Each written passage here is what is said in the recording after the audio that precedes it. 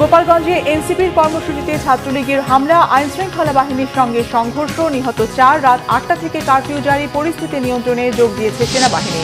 গোপালগঞ্জে এনসিপির কর্মসূচিতে হামলায় দোষীদের দ্রুত শনাক্ত করে বিচারের মুখোমুখির আশ্বাস অন্তর্বর্তী সরকারের। হামলায় গভীর উদ্বেগ মির্জা ফখরুলের। বাংলাদেশে আর কখনোই আওয়ামী লীগ মার্কা স্বৈরাচার আসবে না বলেছেন বিএনপি নেতারা। দেশে আওয়ামী লীগের রাজনীতি এখন অপ্রাসঙ্গিক বলেছেন রাজনীতিকরা। শহীদ আবু সাইদ স্মরণে স্মৃতিস্তম্ভ মিউজিয়াম হচ্ছে রংপুরে। হত্যাকাণ্ডের বিচার দ্রুত সম্পন্নের আশ্বাস। চট্টগ্রামের শহীদ ওয়াসিমের কবরে স্বজন সহপাঠীদের শ্রদ্ধা। ইসির ওয়েবসাইট থেকে সরানো হল নৌকা। বিচার ও ক্ষমা না চাইলে নির্বাচনে আওয়ামী লীগের অংশ নেওয়া কঠিন, মত ফ্রান্সের রাষ্ট্রদূতের।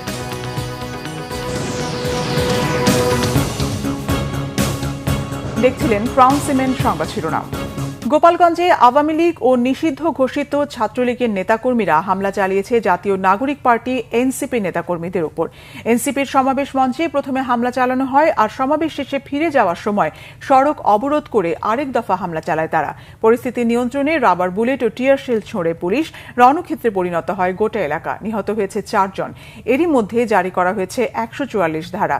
রাত 8টা থেকে আগামীকাল সন্ধ্যা 6টা পর্যন্ত কারফিউ জারির ঘোষণা দেওয়া হয়েছে। মোতায়েন করা হয়েছে বিজিবি। পরিস্থিতি নিয়ন্ত্রণে মাঠে নেমেছে সেনাবাহিনী। নাহিদ, হাসনাত ও সার্জিস সহ এনসিপি নেতাদের নিরাপদ স্থানে সরিয়ে নেওয়া হয়েছে সেনাবাহিনী ও পুলিশের সহায়তায়। বিস্তারিত এস এম ফয়েজের রিপোর্টে। জাতীয় নাগরিক পার্টি এনসিপির মাসব্যাপী জুলাই পদযাত্রা অংশ হিসেবে গোপালগঞ্জে আয়োজন করা হয় সমাবেশকে কেন্দ্র করে উত্তপ্ত হয়ে ওঠে গোপালগঞ্জ। হঠাৎ সমাবেশ এলাকায় ককটেল বিস্ফোরণ করে নিষিদ্ধ ঘোষিত ছাত্র সংগঠন ছাত্রলীগ। সভামঞ্চে চালানো হয় ভাঙচুর। পরিস্থিতি নিয়ন্ত্রণে আনে আইনশৃঙ্খলা বাহিনী। সমাবেশে যোগ দেন এনসিপির নেতাকর্মীরা। কথা বলেন দলটির আহ্বায়ক নাহিদ ইসলাম। অভিযোগ, জয় বাংলা স্লোগান দিয়ে এনসিপির মঞ্চে হামলা চালায় নিষিদ্ধ ঘোষিত ছাত্রলীগের নেতাকর্মীরা। আজকে মুজিববাদীরা বাধা দিয়েছে, তাদেরকে জবাব দেওয়া হবে। আমরা যদি আজকে এখানে দাঁড়িয়ে ঘোষণা দেই, সারা বাংলাদেশ এই গোপালগঞ্জে এসে জড়ো হবে। কিন্তু আমরা সময় দিয়ে যাচ্ছি। আজকে যে বাধা দেওয়া হলো, কারা বাধা দিয়েছে, কোন সাহসে বাধা দিয়েছে, কোন সাহসে মুজিববাদীরা এখনো গোপালগঞ্জে আশ্রিত রয়েছে, কারা আশ্রয় দিয়েছে। দ্রুত সময়ের মধ্যে বিচার যদি না হয়, আমরা আবারও আসবো গোপালগঞ্জে। আমরা নিজ হাতে দায়িত্ব নিয়ে গোপালগঞ্জকে মুজিববাদীদের থেকে মুক্ত করবো ইনশাআল্লাহ।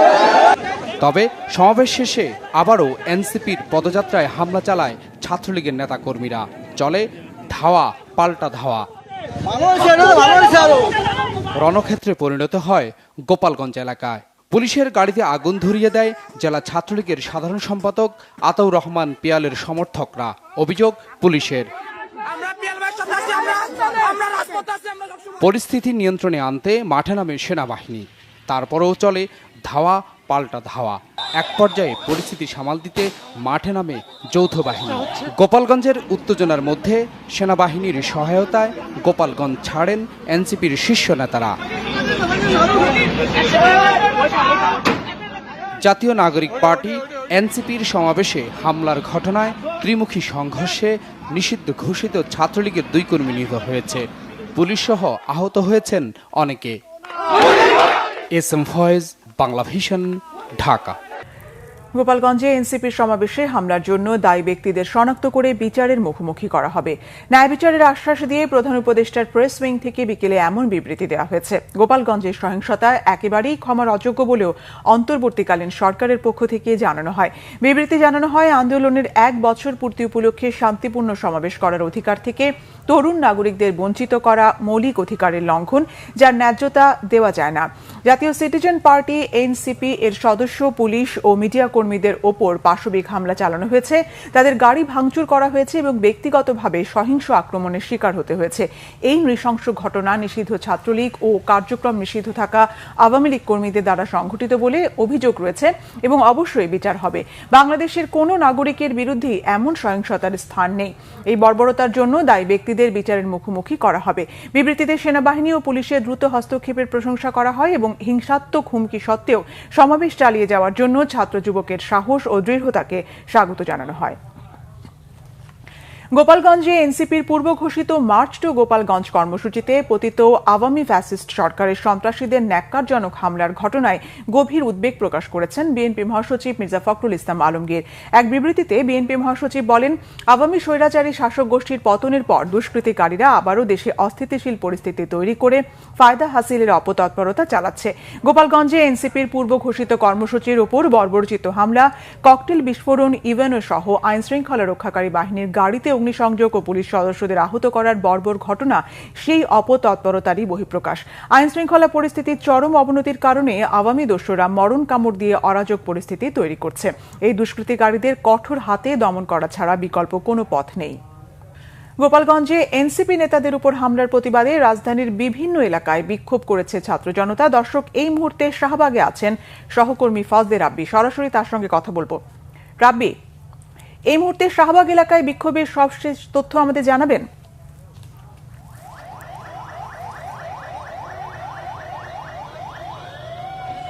ধন্যবাদ। আপনি জানেন যে জুলাই পদযাত্রাকে কেন্দ্র করে আজ কিন্তু গোপালগঞ্জে আসলে এনসিপি যে নেতৃবৃন্দ আছে তাদের উপরে কিন্তু হামলা চালায় ছাত্রলীগের বাহিনী এবং আওয়ামী লীগের নেতাকর্মীরা, যার ফলে কিন্তু আসলে রাজধানীর বিভিন্ন স্থানে কিন্তু আসলে বিক্ষোভ মিছিল করছে বাংলাদেশ ছাত্র সংসদ, বৈষম্য ছাত্র আন্দোলন সহ এনসিপির যে নেতাকর্মী আছে তারা কিন্তু আন্দোলন করছে এবং বিক্ষোভ করেছে। এবং তারই পরিপ্রেক্ষিতে কিন্তু ঠিক একটু আগে কিন্তু তারা আসলে নতুন কর্মসূচি দিয়েছে। সেই কর্মসূচির মূলত 3টি প্রধান কর্মসূচি দিয়েছে। তার মধ্যে 24 ঘন্টার মধ্যে যারা হামলাকারী তাদেরকে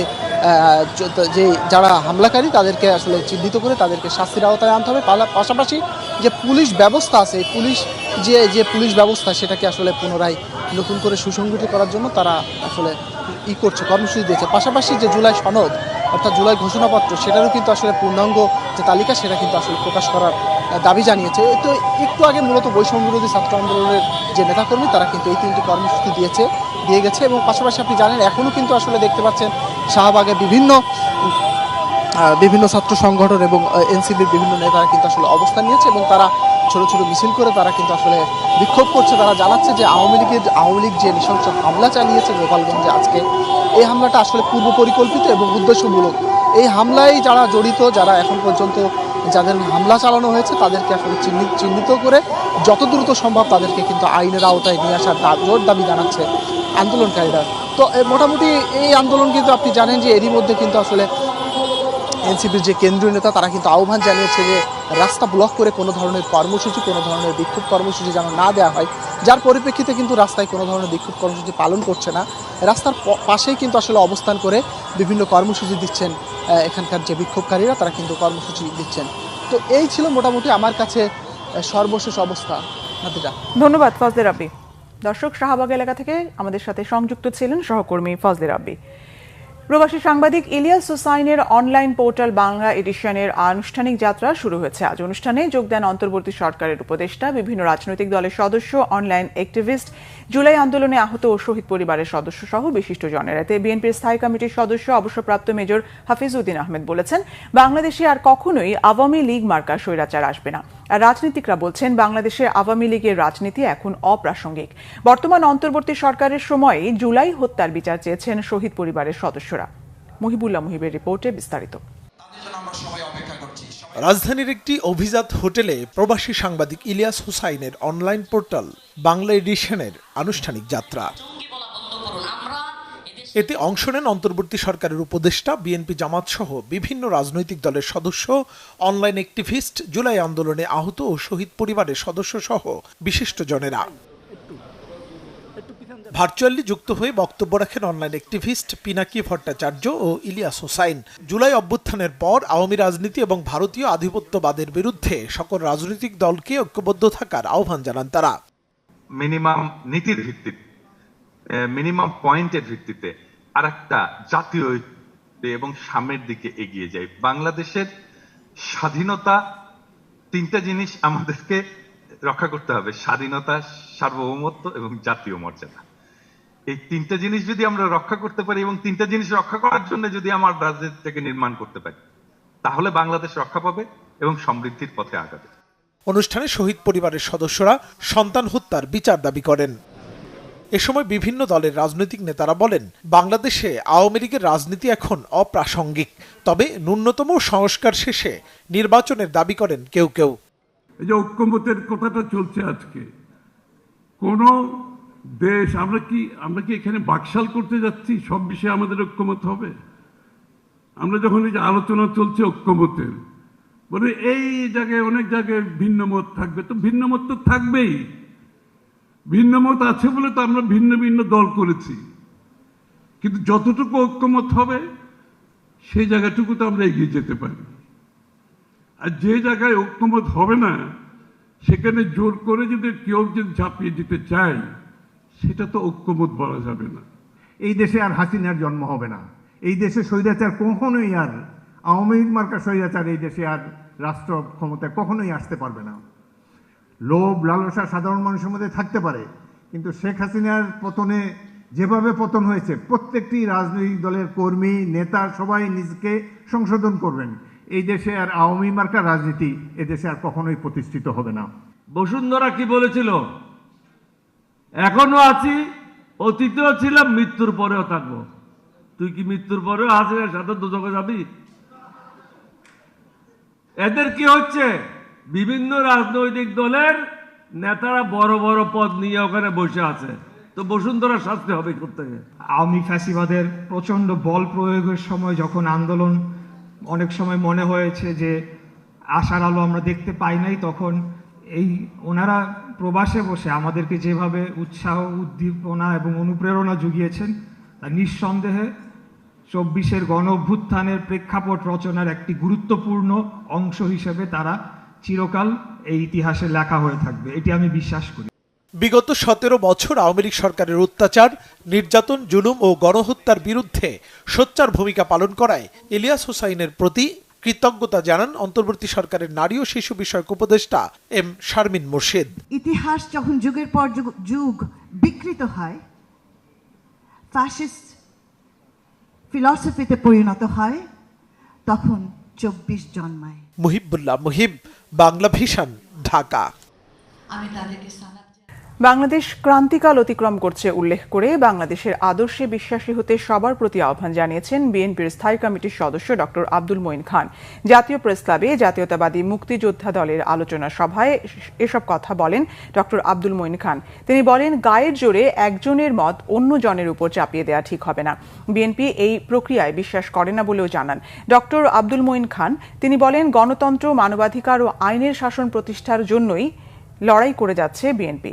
জনগণের ভোটাধিকার প্রতিষ্ঠার মধ্য দিয়ে গণ অধিকার ফিরিয়ে দেওয়ার কথা বলেন ডক্টর আব্দুল মঈন খান। অন্যায্য আচরণ করে একজনের মত কখনো আরেকজনের উপরে দেওয়া যাবে না, আমরা সেই প্রক্রিয়ায় আমরা বিশ্বাস করি। কাজেই যারা এই পন্থাগুলো আজকে অবলম্বন করেছে, আমরা তাদের বিনীতভাবে অনুরোধ করছি, আপনারা এই সব অন্যায্য অন্যায় প্রক্রিয়া থেকে আপনারা বিরত থাকুন। আপনাদের বিরুদ্ধে আমাদের কিছু বলার নেই। আপনারা বাংলাদেশের আদর্শে বিশ্বাসী হন। আজকে বাংলাদেশ একটি ক্রান্তিকালের ভিতর দিয়ে যাচ্ছে।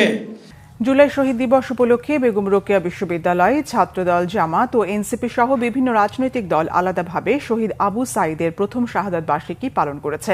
আলোচনা সভায় যোগ দেন সরকারের ২ উপদেষ্টাও। আশ্বাস দেন জুলাই বিপ্লবে শহীদদের বিচার দ্রুত সময়ে শেষ করার। রংপুর থেকে জুয়েল আহমেদের রিপোর্ট, ক্যামেরায় ছিলেন শাহনেওয়াজ জনি। বিপ্লবের এই দিনে বেগম রোকেয়া বিশ্ববিদ্যালয়ের মঞ্চে জুলাই বিপ্লবের শহীদ যোদ্ধাদের স্বজনরা আর দর্শক সারিতে অতিথিরা। শহীদ আবু সাঈদের কবর জিয়ারত, শোক র্যালি ও আলোচনা সভার মধ্যে দিনটি স্মরণ করা হয়। শহীদ আবু সাঈদ তরুণ ও মিউজিয়ামের ভিত্তিপ্রস্তর স্থাপন করেন অন্তর্বর্তী সরকারের ২ উপদেষ্টা। আলাদা কর্মসূচি পালন করে ছাত্রদল, এবি পার্টি, জামায়াতে ইসলামী, গণসংহতি আন্দোলন ও এনসিপি সহ বিভিন্ন রাজনৈতিক সংগঠন। বক্তারা বলেন, বৈষম্যের বিরুদ্ধে জীবন উৎসর্গ করেছেন আবু সাঈদের মতো বিপ্লবী তরুণরা। যেখানে আবু সাঈদের এই শাহাদাত বরণের মধ্য দিয়ে আমরা এক এবং ঐক্যবদ্ধ জাতি গঠন করব, ঐক্যবদ্ধ বাংলাদেশ দেখব, কিন্তু সেখানে আজ যারা এই ব্যানারের নেতৃত্ব দিয়েছে, যারা ক্রেডিট ছিনতাই করেছে এই জুলাই আগস্ট গণঅভ্যুত্থানের, তারা ঠিকই আবারও বৈষম্য তৈরি পায়তারা করছে। আমরা যে ন্যূনতম জাতীয় ঐক্যের কথা বলেছিলাম, আবু সাঈদ এবং হাজারো শহীদের রক্তের উপর দাঁড়িয়ে সেই ন্যূনতম জাতীয় ঐক্য আমাদের রক্ষা করতে হবে এবং সেইটা করতে পারলেই সাঈদের প্রতি আমাদের শ্রদ্ধা এবং ভালোবাসা আমরা একটা প্রত্যাশার বাংলাদেশ, একটা পরিবর্তিত বাংলাদেশ, এবং যেটাকে আমরা বলছি যে আমাদের সংস্কার এবং বিচার এবং নির্বাচনের মধ্য দিয়ে একটা নতুন যাত্রা, সেইটা একটা কঠিন চ্যালেঞ্জ এখন আমাদের সামনে আছে। অন্তর্বর্তী সরকারের উপদেষ্টারা স্বৈরাচারী সরকারের সমালোচনা করেন। শহীদ আবু সাঈদের বিচার সারা পৃথিবীর কাছে গ্রহণযোগ্য করার আশ্বাস দেন ও রংপুরকে এগিয়ে নেয়ার প্রতিশ্রুতি দেন। একটা বিচার কার্য যখন আমরা খুব স্পষ্টভাবে, খুব সুষ্ঠুভাবে সারা পৃথিবীর কাছে গ্রহণযোগ্যভাবে বিচার করতে যাই, আমাদেরকে সমস্ত কিছু চিন্তা করতে হয়। আমরা তো শেখ হাসিনার বিচার করতে এখানে আসি নাই, শেখ হাসিনার আমলের বিচার করতে এখানে আসি নাই। শেখ হাসিনার আমলের মতো যে জেলে ধরে ফাঁসি দিয়ে দিলাম কিছু কিছু ক্ষেত্রে হয়েছে পরবর্তীকালে, সেটা না, আমরা চেয়েছি এই বিচার কার্যটা পুঙ্খানুপুঙ্খভাবে পরীক্ষা করে সারা পৃথিবীর কাছে গ্রহণযোগ্যভাবে যেন বিচার কার্যটা হয়। আমি নিশ্চিত, আমার দৃঢ় বিশ্বাস, আমাদের সরকারের শাসন আমলে আপনারা আবু সাঈদ হত্যাকাণ্ডের বিচার দেখে যাবেন। আমাদের বাহিনীগুলো সরকারের নির্দেশে মানুষের বুকে গুলি মারে, কিন্তু ভূমিদস্যুরগুলো বুকি মারে না, পাথর ব্যবসায়ীর বুকে গুলি মারে না, দুষ্টের বুকে ঘুষখোরের ব্যাপারে ব্যবস্থা গ্রহণ করে না। সেইখানে তাদের সক্ষমতা রয়েছে। দিবসটি ঘিরে পুরো ক্যাম্পাসে ছিল শোকাবহ পরিবেশ। উপস্থিত ছিলেন শহীদ সাঈদের পরিবার, সহপাঠী ও স্থানীয় মানুষজনও। সবার দাবি, আবু সাঈদের আত্মত্যাগ যেন ইতিহাসে অনুপ্রেরণার প্রতীক হয়ে থাকে। জুয়েল আহমেদ, বাংলা ভিশন, রংপুর। জুলাই গণ অভ্যুত্থানে চট্টগ্রামের প্রথম শহীদ জাতীয়তাবাদী ছাত্রদল নেতা ওয়াসিম আকরাম। ওয়াসিমের প্রথম শাহাদাত বার্ষিকীতে তার গ্রামের বাড়ি কক্সবাজারে ওয়াসিমের কবরে শ্রদ্ধা নিবেদন করেছেন স্বজন সহপাঠীরা। তাকে হারিয়ে এখনও শোক কাটিয়ে উঠতে পারেনি তার পরিবার। এই সরকারের আমলেই হত্যার দ্রুত বিচারের দাবি তার বাবা, মা ও সহপাঠীদের। কক্সবাজার প্রতিনিধি মোর্শেদুর রহমান খোকনের তথ্য ও ছবিতে ডেস্ক রিপোর্ট।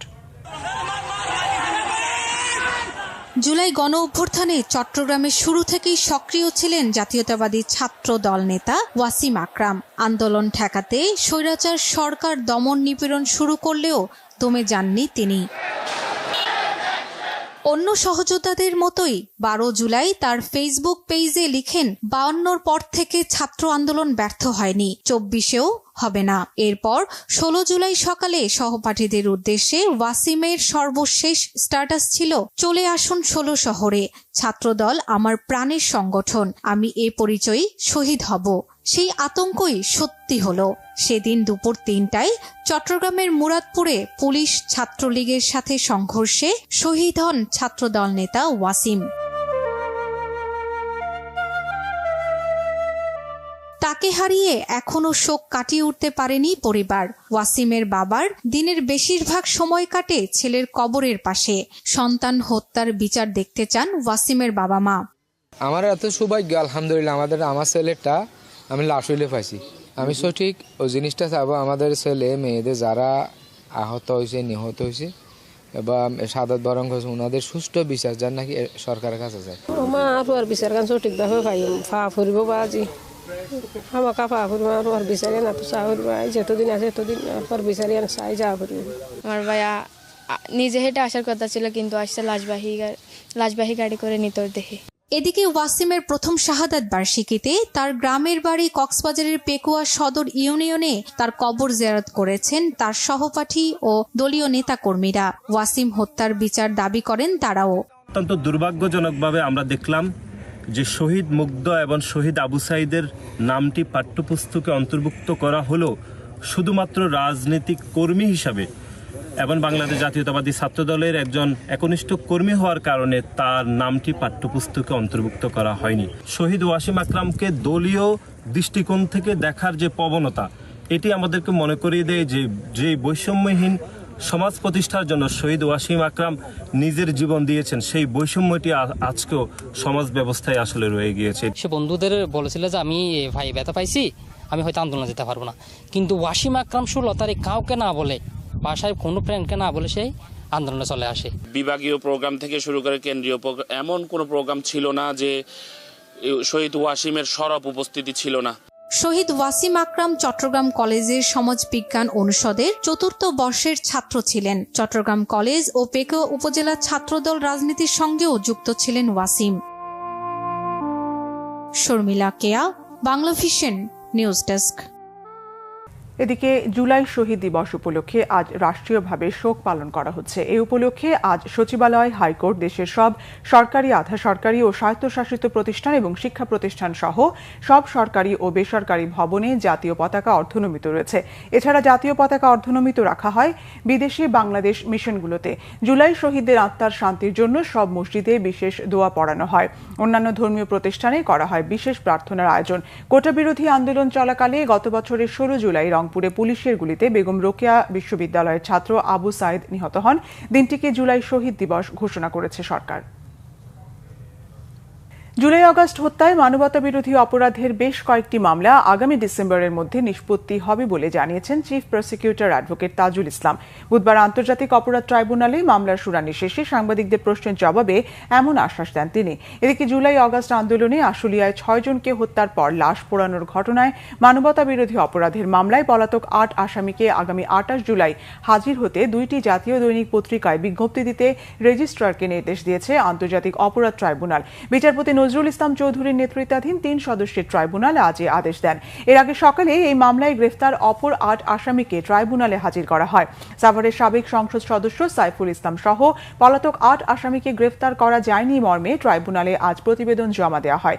এছাড়া গত 4 অগস্ট লক্ষ্মীপুর পিঙ্ক প্লাজার সামনে জুলাই আগস্ট আন্দোলনে 5 জনকে হত্যার ঘটনায় স্থানীয় আওয়ামী লীগ ও যুবলীগ নেতা শাহিন আলম, হুমায়ুন কবির পাটোয়ারি ও সালাউদ্দিন চৌধুরী জাবেদকে আগামী 28 জুলাই হাজির করতে নির্দেশ দিয়েছে ট্রাইব্যুনাল।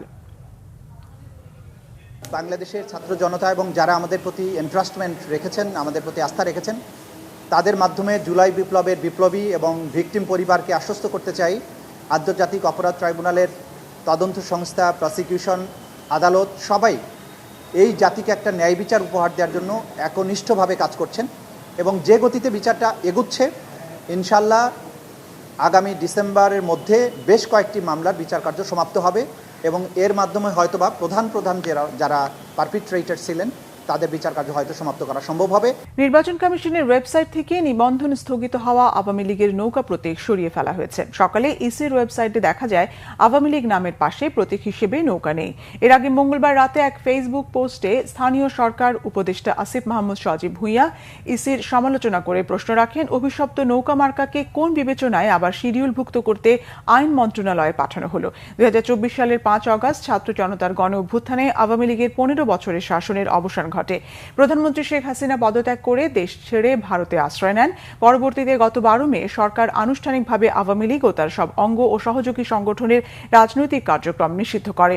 এরপর নির্বাচন কমিশনও দলটির নিবন্ধন স্থগিত করে। এর আগে প্রধান নির্বাচন কমিশনার এএমএম নাসির উদ্দিনের সঙ্গে বৈঠকেও এনসিপির পক্ষ থেকে নৌকা প্রতীক বাদ দেওয়ার দাবি জানানো হয়। জুলাই হত্যাকাণ্ডের জন্য ক্ষমা না চাইলে এবং কিছু নেতার বিচার না হলে আওয়ামী লীগের জন্য নির্বাচনে অংশ নেওয়া কঠিন হবে মনে করেন ফরাসি রাষ্ট্রদূত ম্যারি মাজদুব্বি। অবাধ, সুষ্ঠু ও শান্তিপূর্ণ নির্বাচন বাংলাদেশের নিজের জন্যই গুরুত্বপূর্ণ বলে মনে করেন তিনি। জানান, নির্বাচন অনুষ্ঠানে ডক্টর মোহাম্মদ ইউনূসের অঙ্গীকার এবং অন্তর্বর্তী সরকারের প্রস্তুতিতে ফ্রান্স খুশি। রিপোর্ট করছেন ইমরুল কায়েস। জুলাই গণ অভ্যুত্থানের তোড়ে গত বছর 5 আগস্ট ক্ষমতা ছেড়ে দেশ থেকে পালিয়ে যেতে বাধ্য হন স্বৈরাচারী শেখ হাসিনা।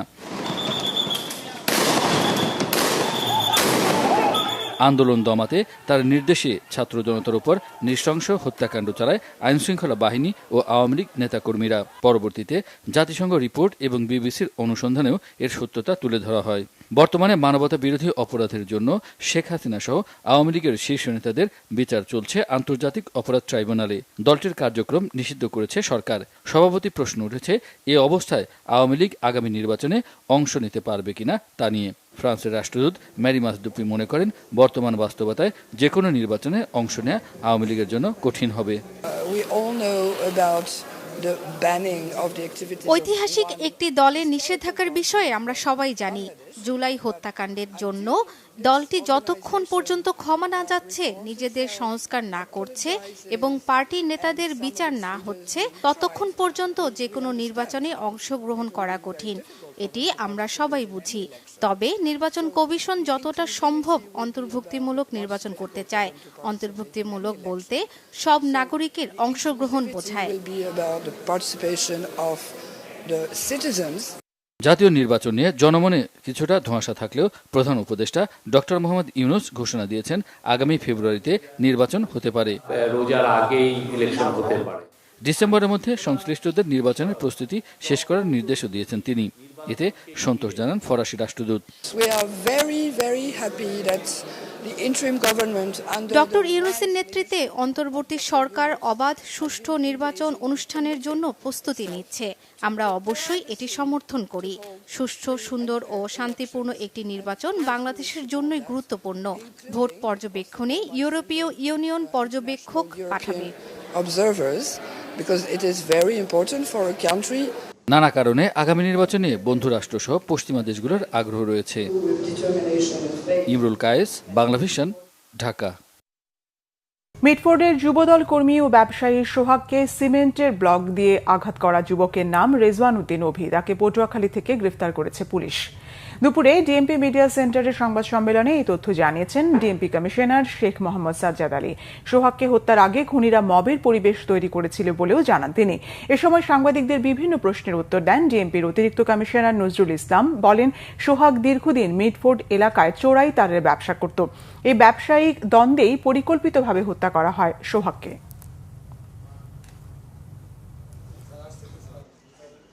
পাথর নিক্ষেপকারী 2 জন সহ মোট 9 জন আসামিকে গ্রেপ্তার করা হয়েছে। অন্যান্য আসামিদের গ্রেপ্তারের চেষ্টা অব্যাহত আছে। এই হত্যাকাণ্ডের প্রকৃত রহস্য উদ্ঘাটনের জন্য ধৃত আসামিদের রিমান্ডে এনে জিজ্ঞাসাবাদ চলছে। ইতিমধ্যে এই ঘটনার এজাহার নিয়ে বিভিন্ন সামাজিক যোগাযোগ মাধ্যম ও গণমাধ্যমে বিভ্রান্তিমূলক তথ্য ছড়ানো হয়েছে। এই নারকীয় হত্যাকাণ্ডের সাথে জড়িত সকলকেই আমরা আইনের আওতায় নিয়ে আসব এবং এ ধরনের জঘন্য অপরাধের পুনরাবৃত্তি না ঘটে সেজন্য অপরাধীদের দৃষ্টান্তমূলক শাস্তি নিশ্চিত করা হবে। এটা তাদের ব্যক্তিগত ব্যবসায়িক দ্বন্দ্ব। এই দ্বন্দ্ব থেকেই এই হত্যাকাণ্ডটা সংঘটিত হয়েছে। এটা নির্বাচনকে প্রভাবিত করা বা সরকারকে বেকায়দায় ফেলানো বা অন্য কোনো উদ্দেশ্য নিয়ে এই হত্যাকাণ্ডটা হয়নি, আমরা তদন্তে যেটুকু পেয়েছি। অতীতে কোনো কোনো দেশ একটি রাজনৈতিক সাথে সম্পর্ক স্থাপন করেছিল যা দেশের সাধারণ মানুষ ভালোভাবে নেয়নি, এমন মন্তব্য করেছেন জামাত ইসলামীর আমির ডক্টর শফিকুর রহমান। 5 দিনের চীন সফর শেষে মঙ্গলবার রাতে দেশে ফিরে শাহজালাল আন্তর্জাতিক বিমানবন্দরে এই মন্তব্য করেন তিনি। ডক্টর শফিক বলেন, সমতা ও ন্যায্যতার ভিত্তিতে চীনের সঙ্গে বন্ধুত্বপূর্ণ সম্পর্ক গড়ে তুলতে চায় জামাত। সব রাজনৈতিক দলের সাথে চীনের বন্ধুত্বপূর্ণ সম্পর্ক দেশকে এগিয়ে নেবে বলেও আশা করেন তিনি। জামাত আমির আরও বলেন, ঢাকা বিশ্ববিদ্যালয় ছাড়াও দেশের আরও 3টি বিশ্ববিদ্যালয় চায়না কর্নার গড়ে তোলার কথা জানিয়েছে চীন সরকার। এই সফরের মধ্য দিয়ে 2 দেশের সম্পর্ক আরো গভীর ও জোরদার হবে বলে আশা করেন ডক্টর শফিকুর রহমান।